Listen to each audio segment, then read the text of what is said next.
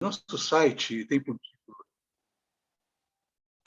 ele tem por título, né, www.evangelismoalfenas.com.br. É o título oficial. evangelismoalfenas.com.br. Nesse site, vocês podem entrar depois, podem acessar, tá? Tem pontos onde lança você para o canal da TV Novo Tempo, né? Tem um link que manda você para o canal também Gotas do Amor de Deus, é um canal que eu venho trabalhando há algum tempo. Ele está temporariamente quase que parado. O material que está entrando são as nossas lives. Mas eu vou estar voltando a gravar na próxima semana, se Deus quiser, vídeos curtos de 7 a 8 minutos e temas mais longos de estudo da Bíblia também. Está voltando a fazer, tá? E tem também lá uma série de estudos bíblicos. Então, esses estudos que nós estamos fazendo aqui estão lá em PDF. Tem 108 estudos em PDF. E tem uma outra apostila, a qual eu trabalhei também, sobre família, tá? Que são muitos estudos sobre família. Essa apostila tem que baixar, está em bloco. Ela não está dividida como 108 estudos, tá? E eu estou postando uma nova apostila também agora a respeito de saúde, saúde sem segredos, de forma que ela tenha uma página em breve, né? Estamos fazendo as últimas correções, tal, para poder postar já. E logo nós vamos ter aí quase 1.000 estudos bíblicos postados neste canal, com curiosidades, respostas a questionamentos, né?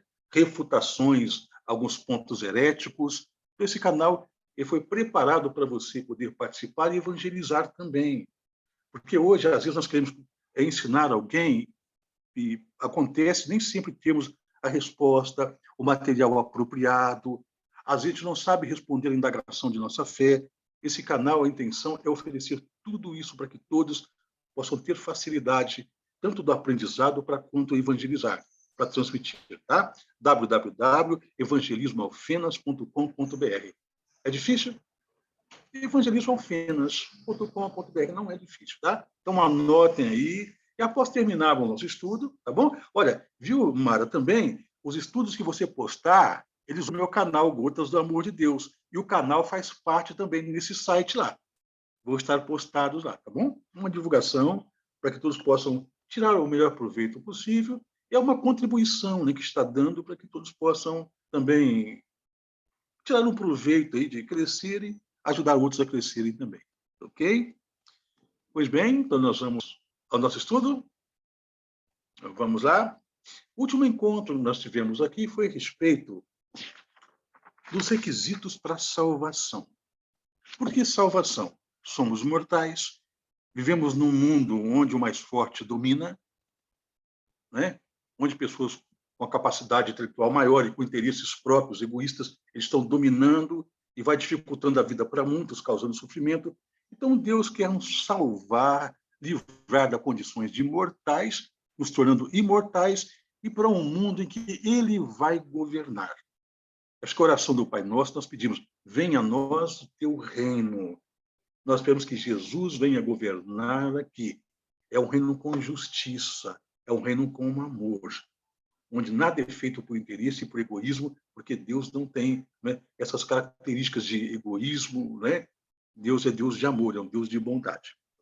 Tá? Então, nós estudamos na semana passada os requisitos, que o meio de salvação, é como nós lemos lá em Efésios 2 e 8, ele fez parte da lição passada, Efésios 2 e 8, que a gente pode retornar nele agora. Né? A gente vê que a salvação é um presente de Deus. Tá? Aí, encontrando aí, por favor, leia para nós Efésios 2 e 8.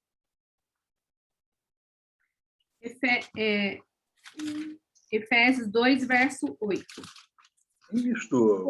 Porque pela graça sois salvos mediante a fé, e isto não vem de vós, é dom de Deus. Olha, graça, presente.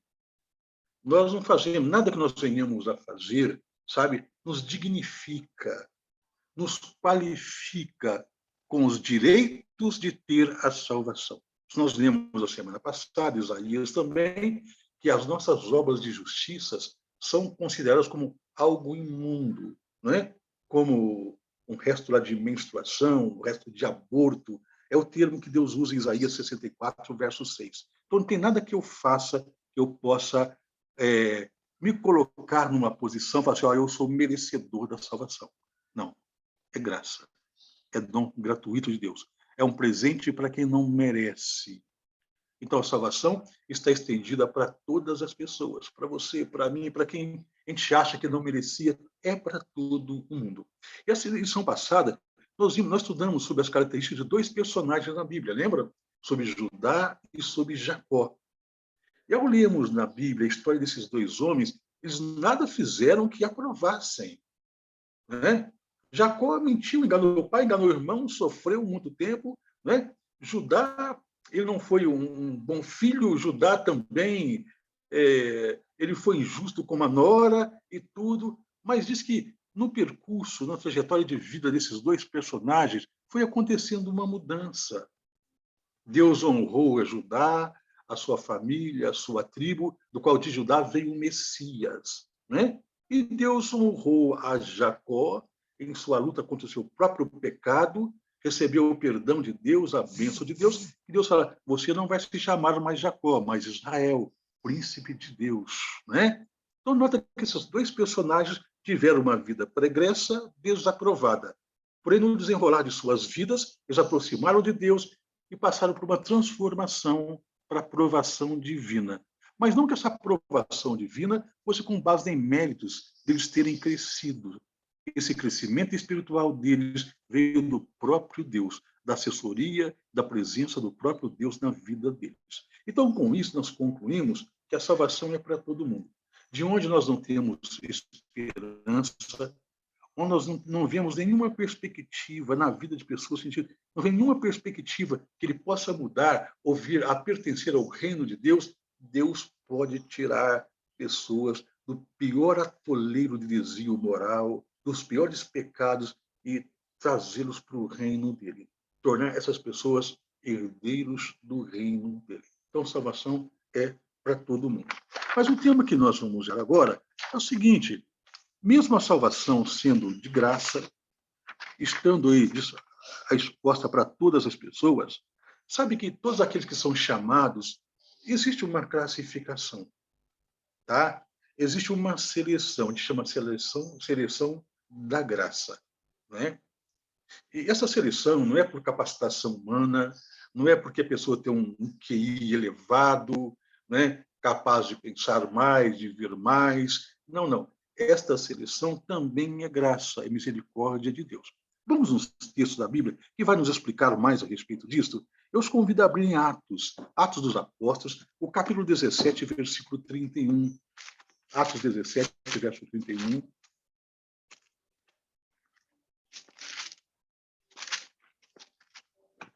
Atos 17, 31. É interessante o texto. Diz que Deus, né, porquanto estabeleceu um dia em que há de julgar o mundo com justiça, por meio de um varão que destinou e acreditou diante de todos, ressuscitando dentre os mortos. Deus estabeleceu um dia de julgamento.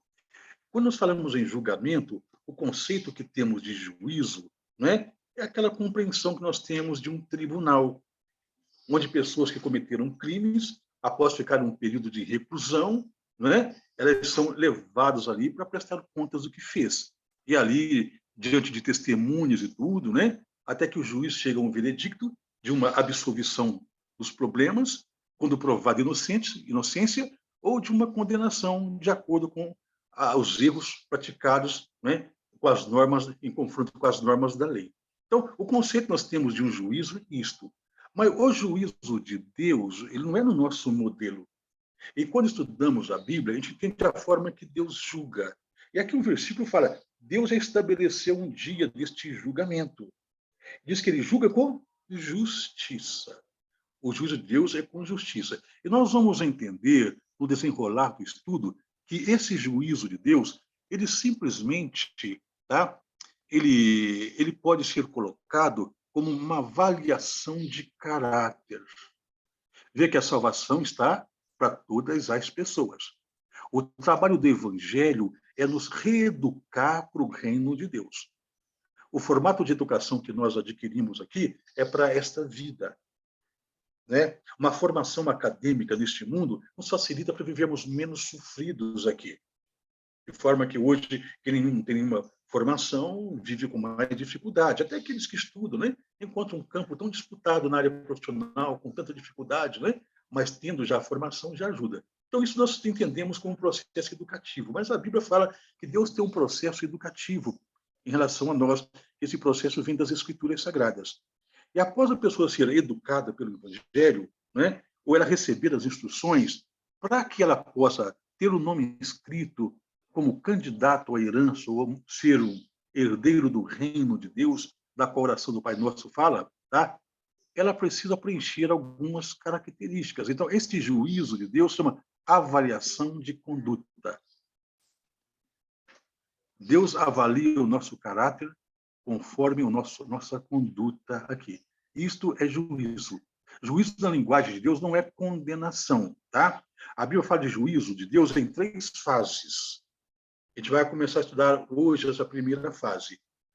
Tem uma última fase, que é a fase executiva. Aí sim, é a fase de sentença. Mas nós não vamos estudar sentenças hoje, tá? Vamos estudar sobre como é que Deus avalia. A primeira informação da Bíblia diz que ele julga com justiça, né? Ele vai julgar por meio de alguém que foi ressuscitado dentre os mortos. É o que está em 17:31. Vamos ler? Porquanto estabeleceu um dia em que há de julgar o mundo com justiça, por meio de um jovem, de um homem, de um varão, que destinou, né, que escolheu para isto, e acreditou diante de todos, ressuscitando dentre os mortos. Aqui é Jesus. Jesus, então, vai ser o nosso juiz. Mas Deus julga com justiça. Aí no Salmos 9, versículo 4, Salmos, do capítulo 9, versículo 4, copo de água, por favor. Salmos 9, versículo 4. Vou ler aqui. Por favor. Tu és um juiz justo e, sentado no teu trono, fizeste justiça, julgando a meu favor. Olha, Deus é um juiz justo, no seu trono, no seu poder de julgar, né? Ele julga a nosso favor, ele julga justamente, ele julga retamente. Aqui é uma avaliação de caráter. Então, Deus não se vende, não tem como subornar este juiz. Toda avaliação que ele fizer lá é o que é certo, é o que é justo. As escolhas por candidatos dos céus, ele é quem faz, e sem erro nenhum. Ele não pode ser comprado, não é? Então, julga retamente. Agora, quem é que vai ser julgado? Será que você, eu, né? Vamos passar dessa avaliação de conduta? Olhe no livro de Salmos, capítulo 9, versículo 8. Salmos 9, versículo 8. 9, 8. Ele mesmo julga o mundo com... 9, verso 8. Ele mesmo julga o mundo com justiça. Administra os povos com retidão. O mundo todo. Todos os povos deste mundo. Todas as nações. Todas as raças. Tá? Todas as etnias. Todos são julgados. Todos vão passar por uma avaliação. O Salmos 96, vamos explorar um pouquinho os Salmos, estamos nele aqui. Salmos 96, verso 13. 96 e 13. Na presença do Senhor, porque vem julgar a terra, julgará o mundo com justiça e os povos consoante a sua fidelidade. Então, por várias vezes na Bíblia, quando fala da forma de Deus avaliar, sempre está o termo, é com justiça. Então, o juízo de Deus é a nosso favor e com justiça. Então, quem é que vai ser julgado? Todo mundo. Todas as pessoas da terra vão ser julgadas. Agora, Quando lemos em 2 Timóteo 4, versículo 1, já no Novo Testamento, aí, 2 Timóteo 4, versículo 1,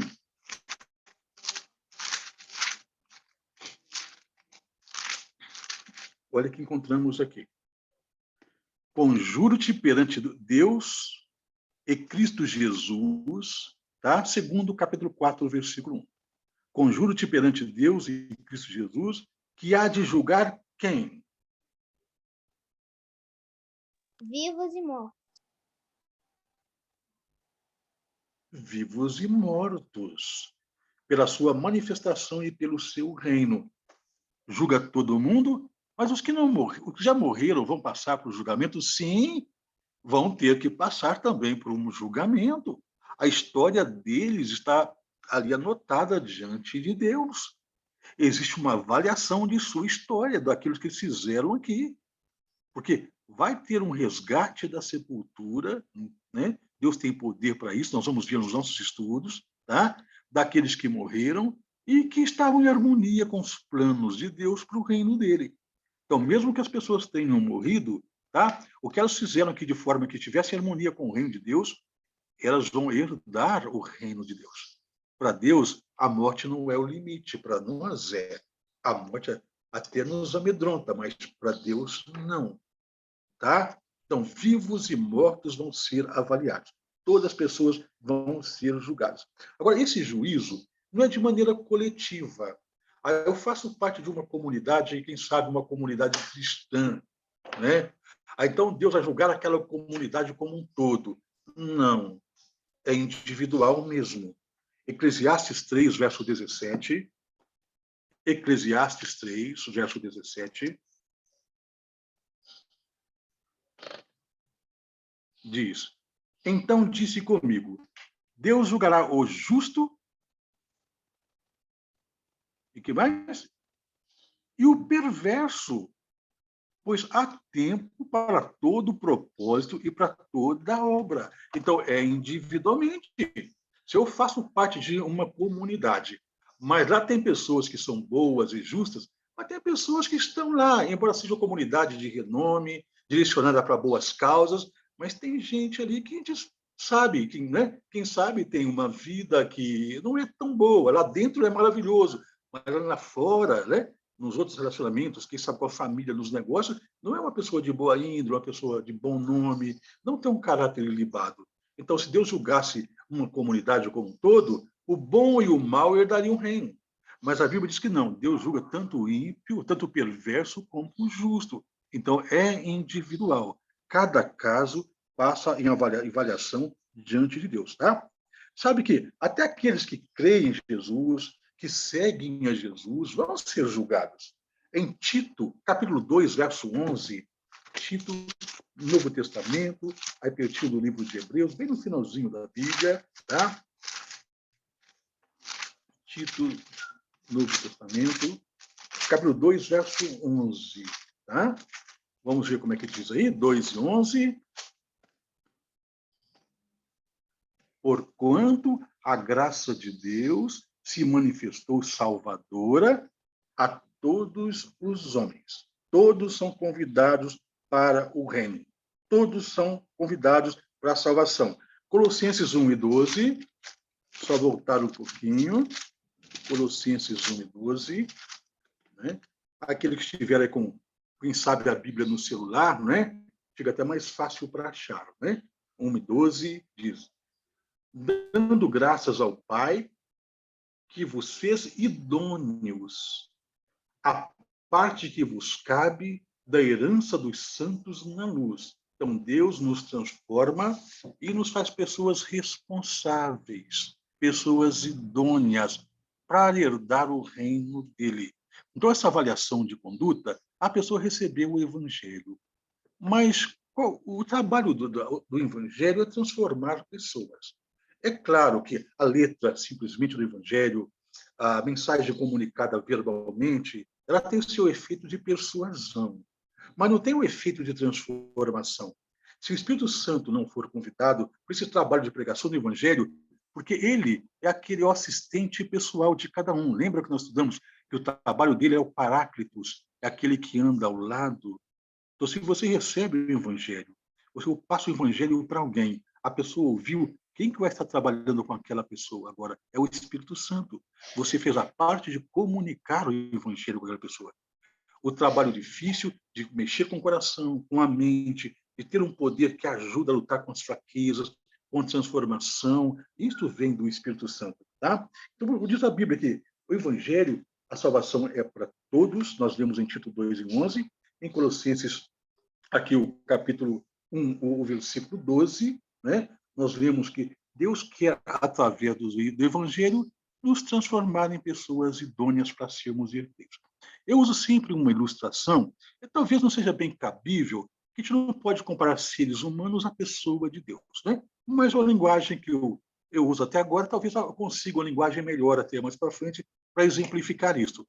Mas suponhamos que um pai, um chefe de família, ele luta muito, luta para construir, né, quem sabe, um bom nome, uma boa reputação e também para formar, quem sabe, um bom patrimônio. Aí ele chega numa determinada idade, mas conquistou, venceu, tem suas empresas, está bem estabelecido financeiramente, né?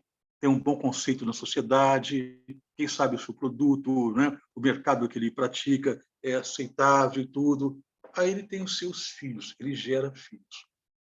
Agora, se a pessoa chega numa determinada idade, eu falo assim, puxa, eu tenho que construir tantas coisas, e quem é que vai ajudar tudo isso? Será que o meu legado ele vai continuar? Será que os filhos que vão ficar para administrar tudo isso, eles vão fazer valer os meus esforços, fazer crescer, ou pelo menos preservar o que eu conquistei? Não é? Então, o que um pai sábio faria? Ele avaliaria e avaliar a conduta dos filhos. Se tem um filho que interessa pelo trabalho do pai, pelo pequeno reino que ele construiu, ou se tem um filho que não dá valor em nada, não valoriza nada, só gasta, só esbanja, não gosta de trabalhar. Então, este filho, com essas características ruins, estaria idôneo para herdar o reino? Obviamente que não. Com a morte do pai, os bens iam se dissipar e virar fumaça. Esse filho é queimar tudo, gastar tudo, vender tudo. Percebeu? Então, o pai deixaria sob a responsabilidade de um filho idôneo. Não é o caso da divindade. O reino da divindade não acaba, ele é eterno, não corre esse risco. Mas para morar no reino de Deus, Deus quer pessoas idôneas. Pessoas que sejam transformadas aqui pelo Espírito Santo, que permitam que o Espírito Santo faça essa transformação. São pessoas que estão buscando para o reino dele. Ele vai encontrar pessoas assim? Claro que não vai encontrar. É por isso que ele entra com a parte dele de preparar essas pessoas através da ação do Espírito Santo. Agora, depois que ele prepara essas pessoas, tá? Aí ele avalia, ele julga.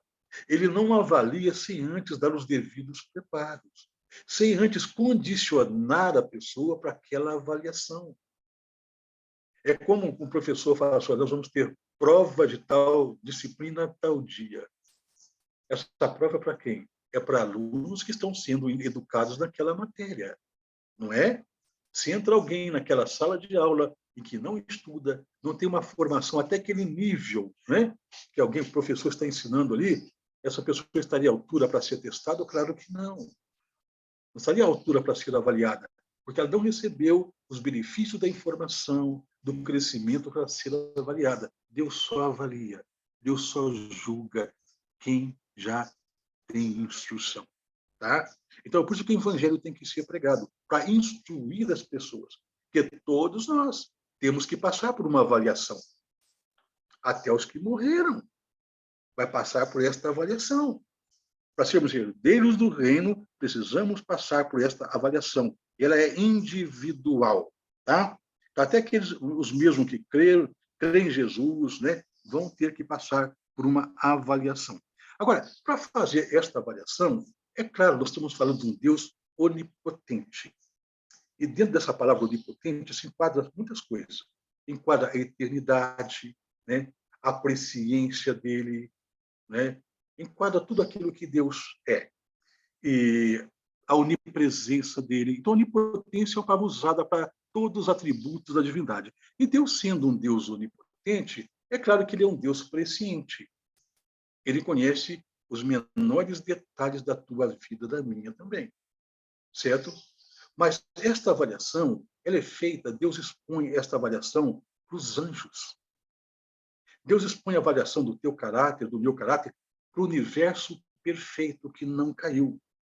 Para eles saberem que Deus vai levar para o reino dele pessoas que não vão colocar o reino em risco mais. Tá? Que o mal não vai se repetir mais. É por isso que existem anotações de tudo que nós fazemos aqui neste mundo. E anjos são comissionados por Deus para nos acompanhar e para anotar o teu e o meu procedimento, a tua e a minha conduta. Tudo é anotado. Apocalipse 20, versículo 12 e 13.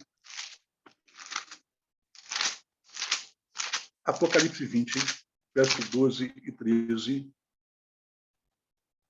Nós encontramos lá. Vi também os mortos, os grandes e os pequenos, postos em pé diante do trono. Então se abriram livros.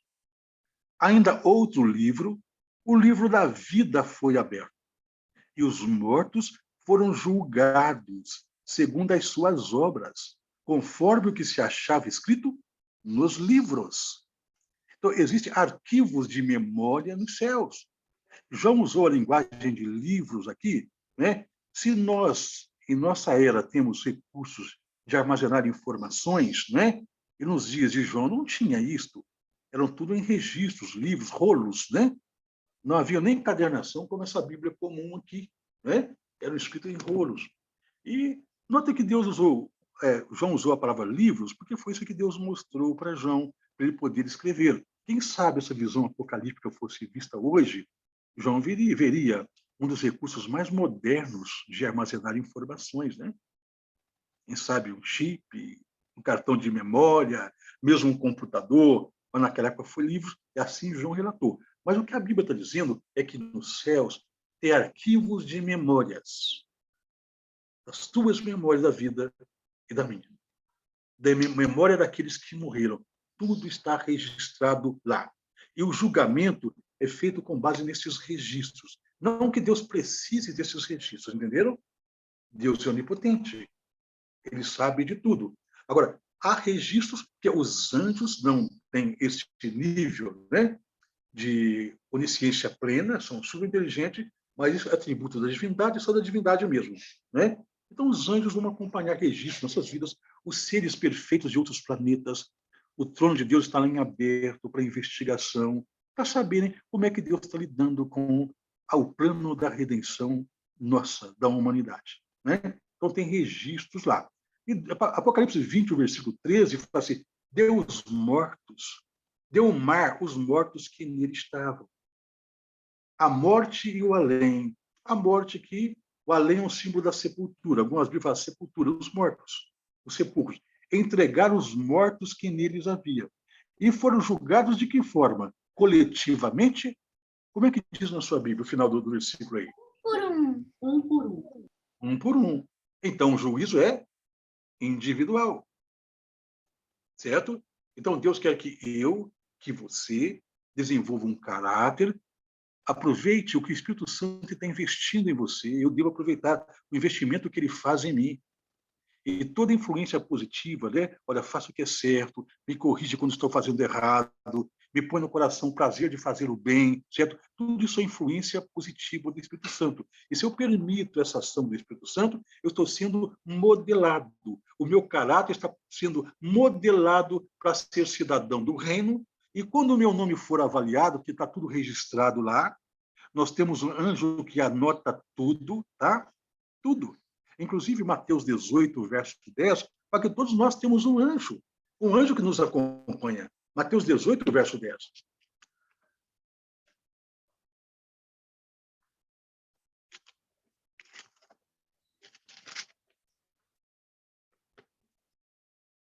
Encontraram 18, 10 de Mateus? Vede, não desprezeis a qualquer destes pequeninos, porque eu vos afirmo que os seus anjos nos céus veem incessantemente a face de meu Pai Celeste. Olha, ninguém, por menor que pareça, né? Porque não é ninguém, é tão insignificante neste mundo, mesmo uma pessoa sem os menores valores, nada de valor temporal, né? Um mendigo, uma pessoa sem recursos, sem um teto, ele tem um grande valor diante de Deus. Deus leva em conta aquela pessoa. Por aquela pessoa também Cristo deu a vida, deu sangue para salvar essa pessoa. Então a Bíblia fala assim, não despreze essas pessoas. Assim como eu tenho um anjo, você tem um anjo, essas pessoas têm um anjo também, que dá assistência a elas. Esse anjo está sempre na presença de Deus. E essas anotações estão nos livros dos céus, nos arquivos de memória dos céus, são os anjos que processam essas anotações, esses registros de nossas condutas. São os anjos que fazem isso, tá? Então nós temos que existe esse juízo no céu, esse juízo em teologia, tá? Na linguagem teológica, ele é chamado de juízo pré-advento. É um juízo que é realizado antes da volta do Senhor Jesus. Jesus, quando ele vier, ele não vem para separar na hora. Ah, esse é meu, esse não é. Esse bonzinho, esse não é. Não, não. Essa avaliação já está sendo realizada agora. Então, quando ele vier, já foi escolhido, já foi aprovado. Todos, o evangelho é para todos. Mas tem aqueles que o evangelho faz a diferença. E tem aqueles que o evangelho não faz diferença nenhuma. Ele tem um conhecimento apenas teórico, né, informal, mas a vida segue num rumo, numa direção que não está em nada em harmonia com os princípios morais e éticos, né, que são ensinados no evangelho. Então, só o conhecimento intelectual não tem peso para a salvação. Ele é necessário para nos levarmos a uma decisão de permitir que o Espírito Santo nos molde ou falar não para o Espírito Santo e continuar do jeito que a gente quer. Tá? Então, todos têm que ser informados. Agora, todos que recebem o Evangelho vão passar por uma avaliação para ver quem é que vai para o reino dele e quem não vai. Ao lermos no profeta Daniel, Daniel capítulo 7, versículo 10, Daniel 7, 10. Se alguém quiser ler esse texto para nós, por favor. 7, verso 10. Vou ler, Olinto. Sim, por favor. Um rio de fogo manava e saía de diante dele. Milhares de milhares o serviam, e miríades de miríades estavam diante dele. Assentou-se o tribunal e se abriram os livros. Olha, nós vemos os livros do juízo no Apocalipse 20. Agora, isto, o profeta Daniel, ele viveu num período aproximado de 550, quase 600 anos, 6 séculos antes de Jesus. 6 séculos antes de escrever o livro do Apocalipse por João, né? Então, nota que João fala de livros lá no Apocalipse. Mas Daniel, 6 séculos antes, ele vê o juízo de Deus acontecendo no céu. Deus mostrou como seria o juízo. Ele mencionou também a existência de livros lá. Interessante que Daniel, ele vê aqui milhares de milhares servindo a Deus nessa sessão de juízo. Miríades de miríades, um número incontável, estavam diante desse tribunal. E quem são esses milhares e milhares que servem a Deus no juízo dele? Quem são eles? Lembra que nós lemos agora mesmo que nós temos um anjo que nos segue? Então, esses milhares e milhares, a mesma linguagem na Bíblia é usada em Apocalipse 5, versículo 11. Vamos ver? Apocalipse 5, versículo 11.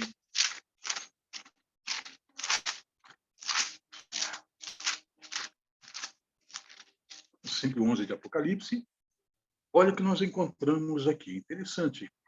Vi e ouvi uma voz de muitos o quê? Anjos. Muitos anjos. E qual o número desses anjos? Como é que diz o texto? Milhões de milhões, milhares de milhares. A mesma coisa que está no livro de Daniel. Então, na sessão de tribunal de Deus, nós não vemos seres humanos comparecendo nessa sessão de tribunal. Vemos anjos comparecendo lá. Então, esse juízo de Deus, esta avaliação de conduta, não é com a nossa presença. Perceberam? Quem vai estar nos representando lá? O nosso anjo, o teu anjo. Porque ele testemunha toda a nossa conduta aqui. Ele que anota tudo. Tá? Até é por isso que no livro de Hebreus, Deixa eu ver se eu lembro do texto aqui, porque nem lembra tudo, né? Aqui no livro de Hebreus 12, o versículo 1, 12 e 1 de Hebreus, o apóstolo Paulo, quando escreve sobre o nosso comportamento, a nossa conduta neste mundo, ele fala, nós estamos cercados, nós estamos rodeados por testemunhas aqui. Olha, portanto, também nós... Um minutinho só, por favor. Fecha a porta para mim, filho, senão atrapalha aqui o estudo, por favor.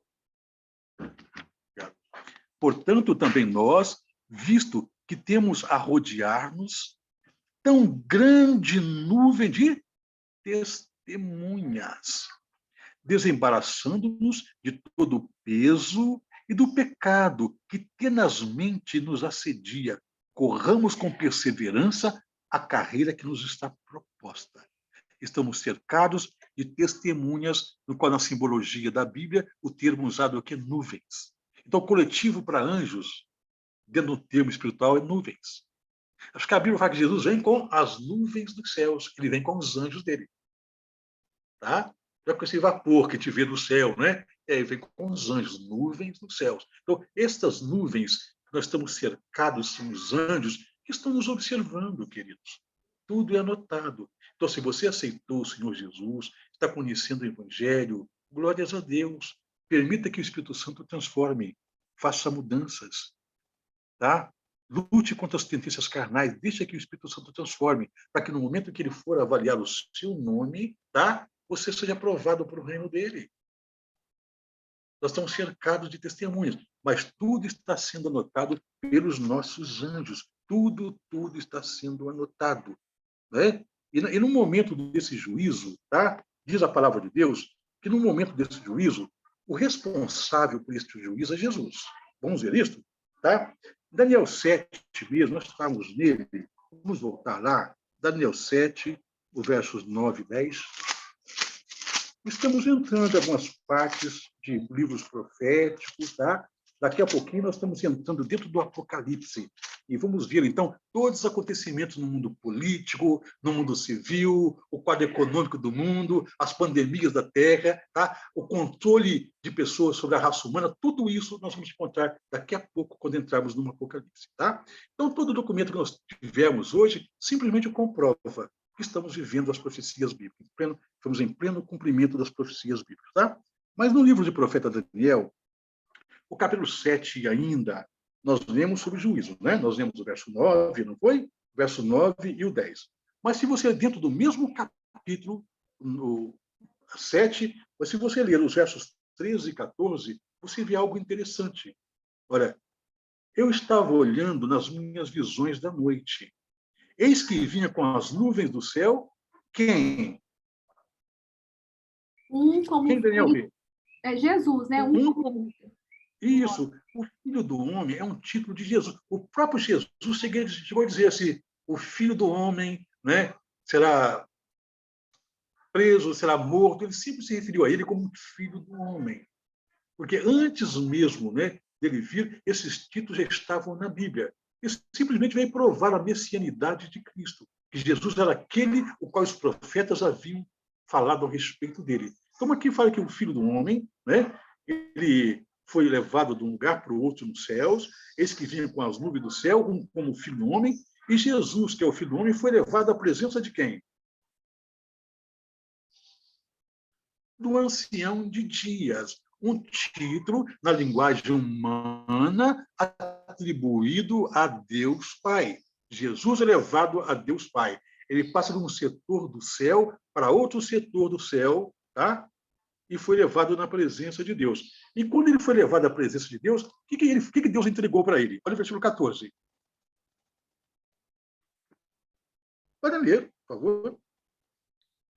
Foi-lhe dado domínio, glória e reino para que os povos, nações e homens de todas as línguas o servissem. O seu domínio é domínio eterno, que não passará, e o seu reino jamais será destruído. Jesus agora recebe do Pai, né, de Deus o Pai, são acordos feitos dentro da divindade, tá? Não que eu seja menor que o Pai. São funções, né, e distribui no governo do universo.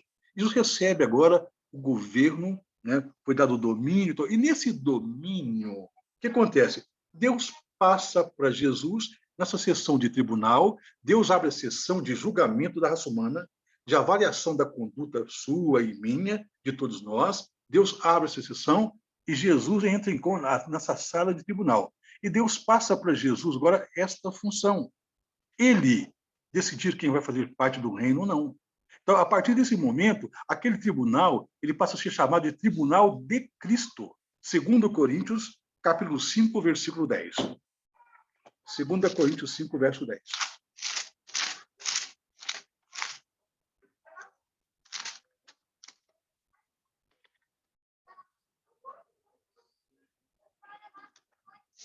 Encontraram? Encontrei o link. Pode ler? Por favor. Por favor. Porque importa que todos nós compareçamos perante o tribunal de Cristo, para que cada um receba segundo o bem ou o mal que tiver feito por meio do corpo. Olha, então Deus marcou um dia. É um dia do julgamento.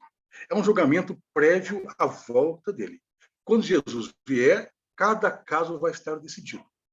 Todas as pessoas serão julgadas. Ele dá a oportunidade de conhecermos o Evangelho, permitimos que o Espírito Santo nos transforme. Aí, então, somente então, ele nos avalia para ver o nosso crescimento e nós estamos nos tornando idôneos para o reino dele. Então, ele abre a sessão de julgamento no céu, numa data marcada. Jesus entra nessa sessão, ele dá o domínio dessa sessão, ele transfere para Jesus a função de dirigir aquela sessão, e onde aquele momento é chamado o Tribunal de Cristo, onde o nome de todos é passado, com a presença das testemunhas, que são os nossos anjos. Com a nossa ausência, a gente não vai estar lá, tá? Mas a presença daqueles que nos acompanham, que são os anjos. Agora, o Pai mesmo, ele participa deste momento de julgamento, mas ele não toma as decisões. A decisão de quem vai para o reino de Deus é de Cristo. Aí no Evangelho de João, capítulo 5, versículo 22, João 5 e 22.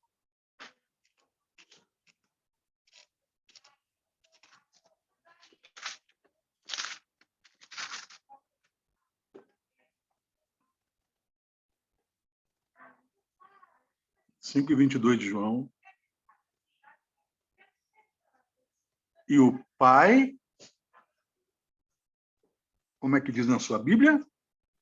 E o Pai a ninguém julga, mas ao Filho confiou todo o julgamento. Quem vai decidir o seu e o meu futuro eterno? Jesus Cristo. Por quê? Ele veio viver entre nós. Ele sabe o que é ser um ser humano aqui. Ele sabe quando o ser humano se angustia, as tristezas, as carências. Ele foi desprezado, ele conhece desprezo, ele conhece traição. Então, todas as experiências ruins que a gente vive aqui, Deus experimentou. Deus teve problemas familiares, os próprios irmãos de Jesus não aceitavam. Então, Deus teve dificuldades tremendas para viver neste mundo. Então, ele conhece a sua situação. Seja qualquer for o desconforto que você estiver vivendo, ou já viveu, ou que ainda tem que passar, lembre de uma coisa: Jesus entende o que eu estou passando. Então, a gente tem que aprender a confiar nele, passar pelas lutas aqui, segurando nas mãos dele. Que sabe por quê? Ele dá forças para isso, para a gente vencer. E tem uma coisa: ele vai julgar com justiça. O juízo dele é para nós, em nosso favor, em nosso benefício. Nós vivemos as lutas aqui com determinação, com resignação, com tolerância, com respeito, com esperança, certo? E com fé. No momento em que for avaliado cada caso, a gente pode estar certo que o juízo foi para nos favorecer. Foi para nos colocar na condição de pessoas amadurecidas. Muitas lutas nos amadurecem, nos tornam idôneos, pronto para o reino de Deus. Então, Jesus é quem vai nos julgar. E uma das que faz a missão da igreja, quando Deus estabeleceu a sua igreja na terra, foi para disseminar a mensagem de salvação. chamada de evangelho, tá? Até o termo evangelho, né, ele traz o sentido de boas novas, boas notícias. É um termo grego para boas notícias. E é uma boa notícia que tem uma salvação para todos. Basta a pessoa querer. E essas boas notícias estão dentro daquilo que foi escrito aqui, sob inspiração. É Deus falando ao ser humano, orientando, dando direcionamento. Percebe? Então, a gente entende que a missão da igreja é espalhar o evangelho. Lá em Mateus capítulo 28, versículo 19, a ordem de Cristo é essa: ide por todo mundo. Ide por todo mundo. Pregar o evangelho a quantos? A toda criatura. Esta é a ordem. Que a mensagem de salvação, o processo educativo de Deus possa alcançar cada pessoa individualmente. Porque é individualmente que nós vamos ter que prestar contas para Deus. O evangelho, a forma que eu recebo o evangelho, nós recebemos o evangelho, certo? É a forma que nós aceitamos ou não, é o que vai diferenciar no nosso futuro. Estarmos aptos para o reino de Deus ou não. De sermos aprovados ou desaprovados, tá? Eu vou dividir esse tema de hoje, tá? Ao lermos aqui em Atos 10, os versos 40 a 42, Atos 10, 40 a 42, a gente vê uma mensagem de Pedro, até o evangelista Lucas, né? Ele escreveu aqui o livro de Atos, e ele fala uma das palavras de Jesus, né? Disse qual foi a postura dos discípulos. Ele menciona Pedro aqui, tá? E diz que no sermão de Pedro, ele diz o seguinte, que Atos 10, é desde o versículo 40 até o 42. E Pedro falando sobre Jesus, ele fala assim, ó, a este ressuscitou Deus no terceiro dia e concedeu que fosse manifesto. Verso 41. Não a todo o povo, mas as testemunhas que foram anteriormente escolhidas por Deus. Isto é, a nós que comemos e bebemos com ele, depois que ressurgiu dentre os mortos. E naquele encontro que Jesus teve com os discípulos, né, na casa, no lugar à parte da ressurreição, qual foi uma das palavras que Jesus deu a eles, aos discípulos? Olha o versículo 42. Como é que diz o versículo 42? E nos mandou pregar ao povo e testificar que ele é quem foi constituído por Deus, juiz de vivos e de mortos. Olha, foi isso que Jesus disse para os apóstolos. Agora, vocês propagam o evangelho no mundo e digam para as pessoas que quem vai julgar todo mundo sou eu. E como eu conheço a experiência de vida de cada um, eu vou julgar com justiça. Eu vou avaliar a cada pessoa. É o que Jesus disse aqui.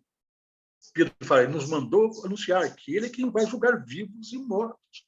Então, isso faz parte do evangelho. Então, hoje nós temos muitos evangelhos aí, né, que são evangelhos sem esse conteúdo de uma avaliação de conduta. É um evangelho barato. Se você aceitou Jesus nominalmente, né, não importa a tua conduta, você tem um paraíso garantido. Isso não é verdade. Deus espera de nós uma transformação de caráter. Ele investe em nós para que possamos nos tornar idôneos, para fazermos parte do reino dele. A salvação é de graça? É de graça. Você não paga nada por ela, nem eu, mas alguém pagou. E alguém pagou por um preço muito alto, que foi Cristo. Jesus ele poderia ter cedido às tentações do diabo, ter feito uma parceria com o diabo e estar governando isso aqui, né? Sem ter que passar por isso que ele passou, mas ele não desistiu de nós. Ele foi até o final, pagou com um preço de sangue. Então, a salvação, alguém pagou por ela. Mas, para nós, ela é de graça. Mas Deus, ele avalia, ele dá o evangelho a todos. Mas ele quer saber o que você está fazendo com o evangelho que você está conhecendo. Está aplicando em sua vida? Ou é apenas uma formação intelectual? Apenas para mero conhecimento? O que eu estou fazendo com o evangelho? Eu estou permitindo que Deus faça mudanças em minha vida? É o que a gente deve permitir. Mudança de caráter, não é? Porque vai ter um momento, queridos, em que o nome da gente vai passar em cima. Nossos anjos poderão estar presentes nesse momento lá. Eles são as testemunhas. Né? E lá vai ser decidido quem pertence ao reino de Deus e quem não vai pertencer.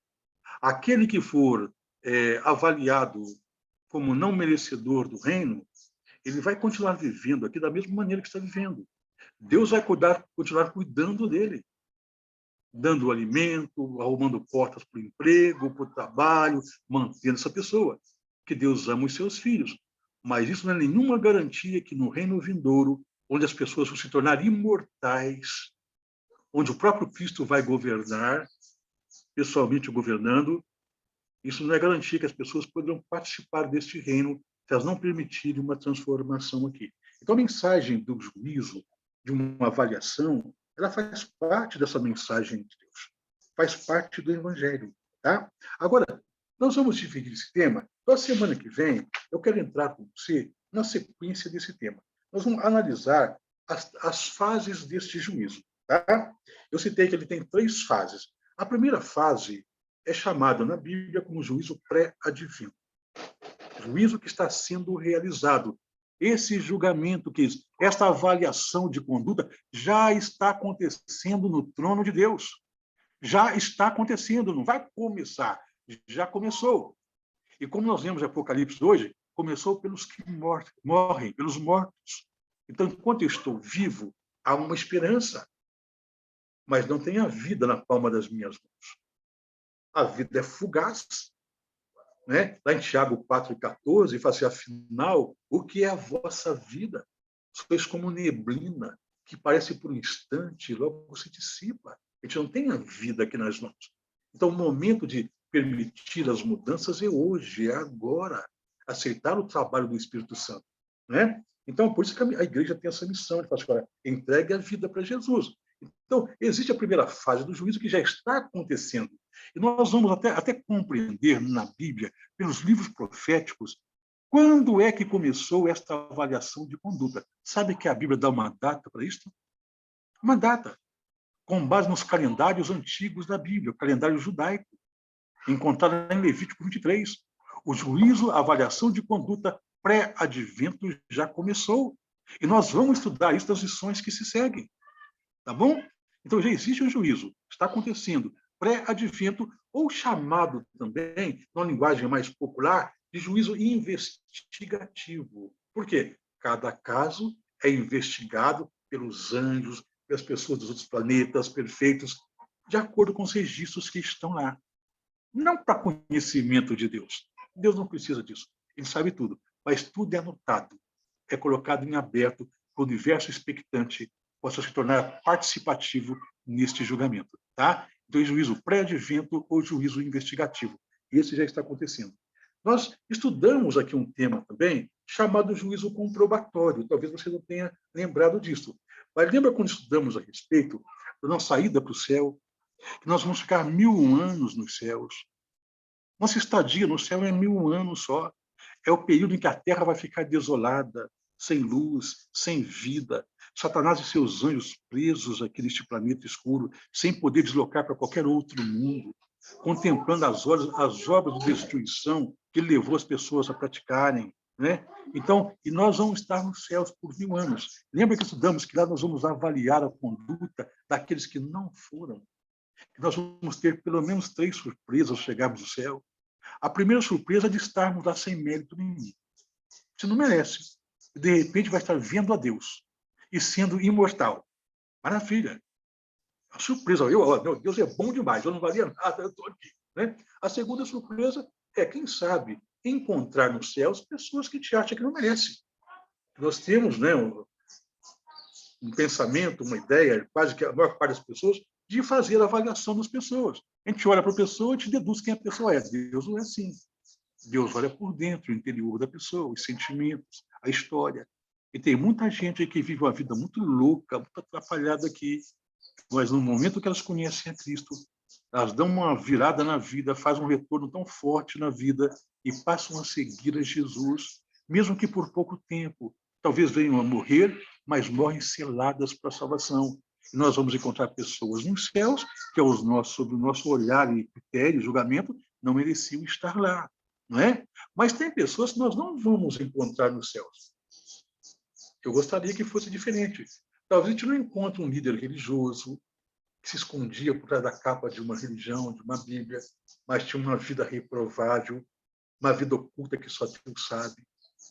Possivelmente ele não vai encontrar um amigo que a gente acha que viveu dignamente aqui, mas só a história da pessoa, só ela e Deus sabe, né? Ou uma pessoa da própria família. Eu espero que todos, nossas famílias, todos vão para o céu. Mas, em muitos casos, famílias vão incompletas para os céus. E lá nós vamos querer avaliar essas pessoas, entender por que não foram. E Deus, como um Deus justo, né? E ele vai mostrar para cada pessoa que for de interesse, vai mostrar como é que Deus tratou aquele caso, aquela pessoa, o quanto Deus investiu naquela pessoa, que a gente queria tanto vê-la lá, só que a pessoa não fez por merecer. Ela dispensou a graça de Deus. Então, esse juízo que nós estudamos já, ele chama comprobatório, com provas. Porque lá nos céus vamos ter os anjos que acompanharam as pessoas que não foram e os registros de vida dela. Isso é chamado de juízo comprobatório. Isso nós vamos fazer quando nós estivermos nos céus. Mas agora, ainda não fomos para os céus, já está acontecendo o juízo, que é o juízo investigativo. Tá? E a fase do juízo executivo também já estudamos. Lembram? Quando terminar os 1000 anos nos céus, nós vamos voltar para a Terra. Jesus vai condicionar o planeta para que possamos viver aqui. Então, é nesse período que vai cair fogo do céu, que vai exterminar os ímpios, eles vão virar cinzas, e o próprio Satanás vai ser exterminado. É o juízo executivo. Então, o juízo comprobatório já foi estudado aqui. O juízo executivo também já foi estudado, mas eu deixei para estudar o juízo pré-advento agora, porque ele pede mais detalhes. Ele envolve mais a sua e a minha situação, entendeu? Nós estamos estudando agora o juízo, esse juízo investigativo ou pré-advento. Todos têm que conhecer o Evangelho. Então, a semana que vem a gente vai ter continuidade, né? Então, existem os que conhecem e os que não conhecem. Quem não conhece, Deus não julgou ainda. A gente vai ver isso aqui. Mas aqueles que conhecem, Deus vai julgar. Mas quem é que Deus julga primeiro? Qual é a classe de pessoas que os nomes passam em avaliação no céu primeiro? Então, esse vai ser nosso estudo, tá? A semana que vem. Avaliar também como Deus classifica as pessoas. Na Terra, não importa a crença, a religião, a raça, não importa. O mundo, aos olhos de Deus, o mundo, de acordo com o juízo de Deus, está dividido em 2 blocos só. 2. Ou nós nos encontramos na condição de réus. Réu é pesado, né? E a Bíblia fala sobre isso. Quer dizer, réu, a definição jurídica para réu, é aquele que foi instalado ali uma ação civil ou penal contra aquela pessoa, né? É o devedor, né? Ou nós estamos na condição de réus, ou nós estamos na condição de herdeiros. Quer saber em que posição você se encontra? Então não pode perder a semana que vem. Você mesmo vai se avaliar. Isso antes que Deus o avalie. Eu estou na condição de um réu. Quais são as circunstâncias que me colocam na condição de um réu? Eu estou na condição de um herdeiro. Quais são as evidências, né, que mostram que eu estou na condição de herdeiro? Se eu não encaixar nisso aqui, eu estou do outro lado. Não há um meio termo aí, não tem um muro no meio. Ou réu ou herdeiro. Então, semana que vem, vamos dar continuidade a esse tema, estudar sobre a classificação de pessoas para esse juízo, tá bom? E ver quem é que começa, a classe que começa a ser julgada primeiro. Os réus ou os herdeiros? Tá? Então, isso nós vamos tratar a semana que vem. Vamos ficar com essa parte aqui. E se eu avançar um pouquinho mais, aí vai ser muita informação para um dia só, né? Se nós formos dividindo o tema, vai ficando mais fácil nós assimilarmos, né? E digerirmos mais essas mensagens. Tá bom? Alguma pergunta? Cuida desse cachorro para mim, põe para